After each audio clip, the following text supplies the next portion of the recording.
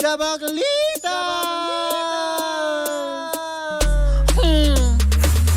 Same pero iba! Kayo patuloy pa rin pong nakatutok at nakikinig sa number 106.7 Energy FM. Ang gawag mong sabihin radyo. Sabihin mo! Energy! Oh, diba? Ako pa rin po si Kapitana Sisa. At ako pa rin po si Tita Cora. At ito pa rin ang Baklita sa Woo Woo! Oh, diba? Hello pa rin po sa lahat ng mga kumakain na ngayon. Ayan, sa mga kari-karinderya na may mga mainit na sabaw. At kung ano man ang ating ulam ngayong pananghalian ay maging mapagpasalamat tayo. I-enjoy natin, Oo. diba? Kahit pa sabihin mong maling, itlog, sardinas, aba, grasya pa din Uy, ang yan. sarap ng sardinas. Correct, nagigisan sa lalagyan mo ng ano, diba? Itlog. Oo, pwedeng talbos ng kamote. Tapos pwede mo rin yan ihalo dun sa sinabawang may miswa. Oo. Ay, yan ang ang gusto ko eh. sarap. Pero alam mo kung ano yung namimiss ko? Ano? Yung sardinas na hinahalo sa bihon. Yun yung sahog. Talaga? Nakakain na ako nun. Ay, Hindi ko lang sarap maalala naman. kung saan. Pero nakakain na ako nun. Yun yung sinahog niya sa bihon. Nagutom tuloy ako. Diba? Sarap, diba? Di pa tapos ang intermittent fasting Wow, ko. hindi. Anyway, Mara, pag-uusapan natin kanina, yung billboard natin sa EDSA. Correct, diba? Doon po sa mga nakakadaan na dyan sa may Pasay Taft, if I'm not mistaken. Tama ba? Pasay Taft. Oo. Yan. Picturean nyo nga, tapos send nyo nga sa amin kung nandyan na. Kasi nagulat lang din ako kay Tita Cora. Nasa taas na ng sogo. Pakalat-kalat na daw yung mukha namin dyan. Diba? Sabi ng kapitan ng season niya, hindi na daw siya pwede maglandi sa Pasay. Kasi nasa... yun yung major concern ko. Oo. Hindi ako pwedeng bumuking sa Pasay. Nandiyan na Ang pala yung laki mukha. pa naman ang mukha natin doon, Oo, Mare. diba? Sabi ko, hindi na po pwede. Mamumukhaan ako. Sabi, ay, ikaw to, di ba? Oo. Tapos Taas sa sogo ka pa nakaano. Tapos tumatawad ako ng 150. Ay! Huwag kang tatawad! 150 na nga tinatawaran pa. Uy, ano lang yun? Ano? Hipon. Wow! May marami dyan sa ilalim Oo. ng LRT. Ay, Ay, nako. nako.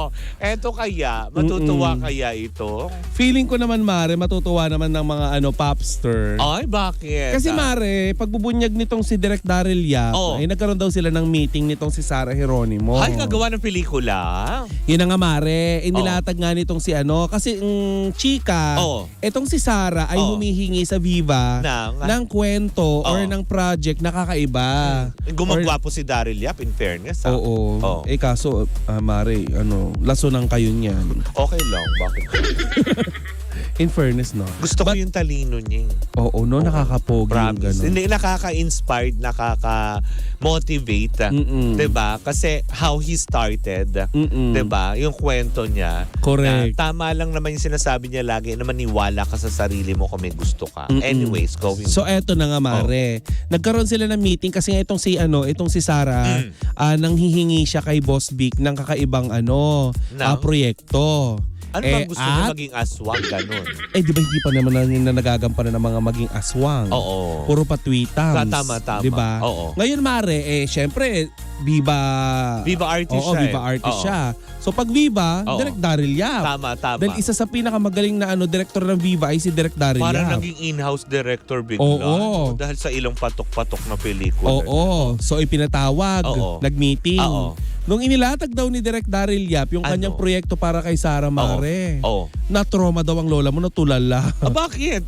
Kasi mukhang hindi niya daw kakayanin gawin. Ano bang pinagagawang role? Yun ang hindi nabanggit, Mare. Ay, Pero kung sikreto pa. Oo, kung matatandaan mo, Mare, si Megastar Sharon Cuneta, Oo. nga, napasabi ni Direk Daryl Yap ng ari ng lalaki. Tama. At kung ano-ano. Oo. Lalo na siguro tong si Sarah, di ba? Dahil nga, syempre, oo. bagets pa. So, Correct mas ka. mapusok Oo. ang ipapagawa ni Direk Daryl Yap. Taruta. Ang sabi ni Sarah daw, So, ibig Mare. sabihin mga mature roles. Oo. Ganun. Kailangan muna daw niyang pag-isipan at ikonsulta kung kanino yung binibigay na proyekto ni Direk Daryl Yap. Kasi nga syempre siguro mas matured. Hindi diba? baka kasi iniisip din niya meron siya pinangangalagang image. Yun ang ikakatuwa, Mare, ng mga popster, Oo. ng mga humahanga kay Miss Correct, Sarah na Geronimo. supporters niya. Kasi ever since, Mare, Oo. sumikat si Sarah Geronimo, naging Oo. bilyonarya, Oo. pero never naghubad. Tama. Never nagpakita ng laman. Oo. Never nagpaano kung ano mang inilantan. Nothing against dun sa mga nagpapasexy. Oo naman. Ako Pero, parang kanya-kanyang trip yan. Oo. Pero kung paghubad din lang ang Oo, pag-uusapan. Mari pag ano, 'di ba? Itong si Sarah Geronimo, yung talagang kahanga-hanga. Hindi, tsaka sa pagiging wholesome niya, Mare. Mm-mm. Tignan mo naman na minamahal siya ng mga produktong kanyang iniindurso. Alam mo Mare, yan ang pinapalakpakan ng mga netizen tungkol kay Mami Divine. Oh, diba? Kasi napangalagaan ni Mami Divine yung image ni Sarah mula umpisa hanggang ngayon. Hindi, tsaka isa pa, kahit pa sabihin mo wala na sa tabi ni Sarah si Mami Divine, Mm-mm. nandun pa rin yung takot niya. Yes. Na ikukonsulta ko muna. Kasi 'di ba alam naman natin na ilang pelikula na kanya mga nakapareha with John Lloyd, with Raver, 'di ba? Yung mga iba pang mga proyekto na never talaga siya nagpa-kissing scene ng Oo, alam mo ng yun? yung Oo. lepa-lepa. Tsaka ng talagang alam mo yung malapitan sa camera. Oo. Laging malayon with Gerald Anderson, 'di ba? Yung mga ganong aspeto. Correct. Na- Ngayon Mara, hinihintay ng mga netizen kung ano magiging final na desisyon nitong si Sarah. Ah. Kung tuluyan na ba itong sasabak sa matured na mga roles Ay, or parang siguro parang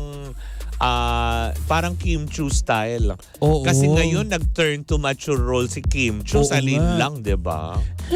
Oo, 'di ba? Ganon. Hindi kasi 'di ba medyo mapusok na yung kanyang karakter doon na talagang kakaiba. Baka naman ganun or baka siya yung next Darna. Knowing Direk Daryl Yap Mara, hindi lang basta Darnang ipapagawa nito. Feeling ko. Dahil napaka-controversial lahat ng Hindi, tsaka very extraordinary talaga na hindi mo maiisip na, yan pala yung proyekto ni Oo. Daryl Yap, 'di ba? Di ba malay natin, baka magkututo yung sinasabi mo, gawing aswang si Sarah. 'Di ba yung mga ganon? Oo. O kaya may mga kung ano man na, Or ano ba? kasi parang matroma, nakakaloka. Oo, natulala daw, Mare. Actually, Mare, pag-amin nitong si Direk Daryl Yap, Oo. hindi lang daw si Miss Sarah Geronimo ang pinakaunang artista Na natulala. na natulala sa proyektong ipapagawa niya. Talaga May ba? mga artista daw na Oo. halimbawa nag-meeting sila Oo. na ano ba proyekto mo para Oo. sa akin, Oo. Direk? Oo. Pag inilatag daw yung kwento, Mare, Oo. pati yung script, Oo. Mare, ay, Mare, natutulala daw. At minsan, Oo. baback out. Sinasabi daw na na sige po,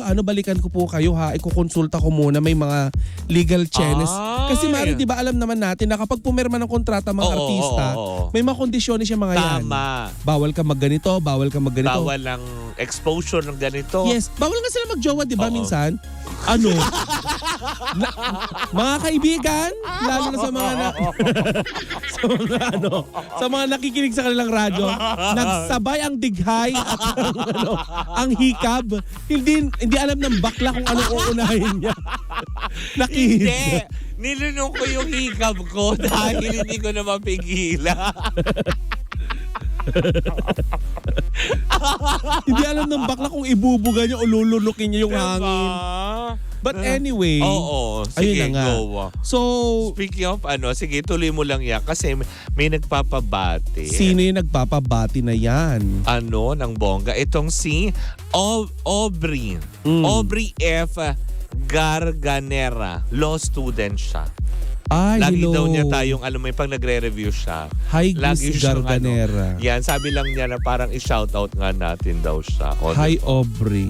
Diba? Taga-Antipolo pala siya, from Makati. Batiin din natin si Barangay Captain Tinyo. Ay, talaga ba? Yung, Sino? Captinyo? oo, si Captinyo. Basta, Ay, ano ba yun? Ang slow ko naman doon. but anyway, yun na nga Mare, hanggang ngayon ay inaabangan pa rin natin. Kasi malay mo naman tanggapin in the future ni Sarah. Feeling ko naman, kasi hindi naman, alam mo naman na si Sarah, di ba? Basta okay sa asawa niya, may approval naman ng lahat. Tsaka hindi naman na bumabata si Sarah Mare. Ano ba naman yung makita natin ng kahit hanggang dito Mare, lang? ikaw na rin nagsabi, hindi niya nga kailangan ni. Kumaga ilang taon na siya, mahigit 2 dekada na yata siya sa showbiz na hindi naman niya kinailangan mag-chubelia o kaya naghanap daw siya ng kakaiba Ano ba pwedeng kakaibang ipagawa sa kanya? Baka- Kumain ng buhay na manok? Mag-pageant, ganyan. Oo. Mag-pageant? Oo. Matangkad naman si Sarah. Diba? Pwede naman din siya kasi diba may mga Mrs. Universe na nagko-compete. Or ano kaya pagagawa ni Daryl? Ako curious nga, ako na kakaiba. para matroma bigla. Narinig mo na ba si Sarang magmura sa sa pelikula? Oo! Oh, di ba? Yung part nila ni Ni Piolo Pascual. Oo. Di ba yung break up playlist ba yon? Oo. Ayun. Tama ba? Oo, break-up playlist. Oo, Yun, 'di ba? Yung mga kissing scene doon, medyo aloof pa na. Alam Oo. naman natin na pag Sarah Geronimo talaga, it's a wholesome artist talaga, actress. Hindi pa nasusubukan ni Sarah yung nasa squatter siya. Yung medyo bargas na ano. Siguro ganun. Oo, baka ganun ang Ang gusto pinaparol sa kanya, yung para maging balahura siya na Oo. tipong keber. O baka ganung role nga. Oo, hindi diba? na pa-tweetams. Diba? Malay natin.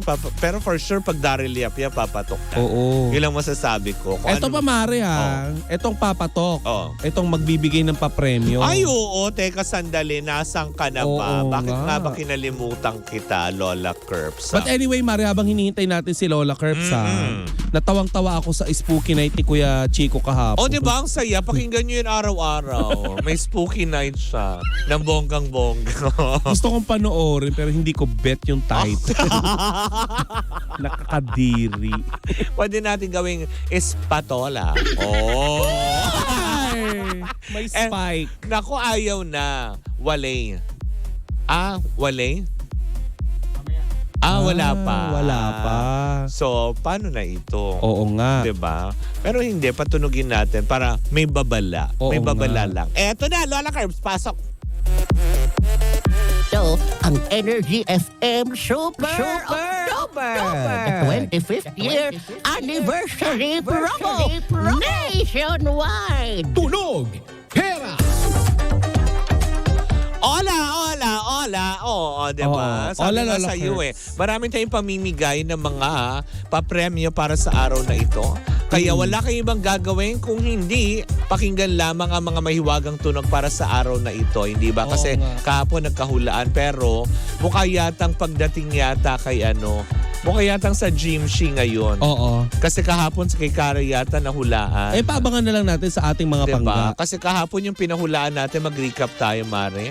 Ang Oo. pinahulaan natin, may nanalo ba nito? Tama, baka naman nag-i-splook ako. Meron, may nanalo. Yung pinahulaan natin kahapon is, yan, bidet. Oh, tingnan mo naman yung mga ginawa naming clue, diba? Nakakakilig. Kinikilig ka sa bidet. Bakla ka ng taon. Bakit? Si Lindsay nga nagugulat eh. Paano? Oo. Diba? Pag sumambulat talaga naman yan sa mo, hindi ko malaman kung hindi ka kung hindi ka magulat Lalo na sa umaga kasi ang lamig. at hindi ka kiligin. Kay Toby nga, pleasurable. Ay! Nakakaginhawa. Ikaw na ang wisika ng bidet. Siguro tong si Toby, bakit giniginhawaan sa bidet? Diba? Nakakakilig. Kasi diba pagka pinindot mo yung bidet, gaganyan ka. Saan kaya tinututok ni Toby yung kanyang bidet? Ha? At nagiginhawaan Ay, siya? yan ang hindi natin alam. Sa ngala-ngala. O, diba? Dito. Sa tenga. Ginagamit pang toothbrush. Wala kasing dumi naman yung ganon. Pasintabi Sa mga kumakain. Anyways, ang tabayanan yan mamaya dahil mamaya panibagong tunog na naman ang ating pakikinggan at abangan. Kaya kung ako naman din sa inyo, tumutok lang kayo mga pangga. Hindi ba? Correct. Well, in the meantime, mga Marce, ako po si Kapitana Sisa. At ako naman yung Tita Cora. At ito pa rin ang Baklitas! Woo! Woo! At tuloy-tuloy pa rin po ang ating tugtugan. Siyempre dito po lamang yan sa number 106.7 Energy FM. Panggawag mong sabihin radyo. Sabihin mo!